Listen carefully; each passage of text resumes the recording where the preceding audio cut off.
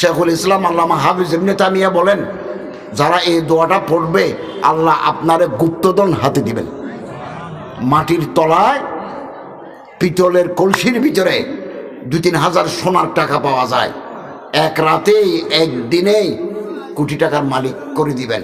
শেখুল ইসলাম আল্লামা হাফিজ ইবনে তামিয়া মাজমুউল ফাতাওয়া কিতাবে লিখেছেন, আল্লাহ কি গুপ্তধনটা কি আল্লাহ বলেন নাই। আল্লাহ বললেন আমি বলবো না, গুপ্তধনের মতো কপাল খুলে যায় এরকম জিনিস দেব। কি দেব আগে বলবো না, আমল করতে থাকো, আমি দিতে থাকবো, এক সময় তুমি পাবে, এটা আমার এখতিয়ারে রাখি দিলাম, আমি বলবো না।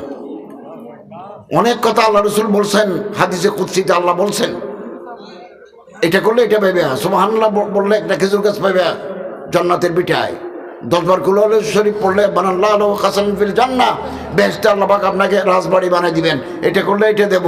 এই আমলটা করলে কি দেব আমি বলবো না, গোপন রাখি দিলাম। আমরা এই আমলটা করতে থাকবো, আল্লাহ তাআলা আমাদের তৌফিক দান করুন, আমিন। এটা দোয়া শিখাই, আমার মুখে মুখে বলুন, ইয়া হাইয়্যু ইয়া কাইয়্যুম লা ইলাহা ইল্লা আনতা বিরহমাতিকা আস্তাগীস।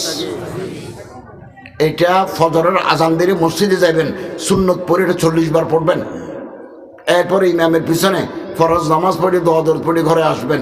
আগামীকাল সকাল থেকে আলাম চালু হয়ে যাবে ইনশাআল্লাহ। ওয়া আখিরু দাওয়ানা আলহামদুলিল্লাহি রাব্বিল আলামিন।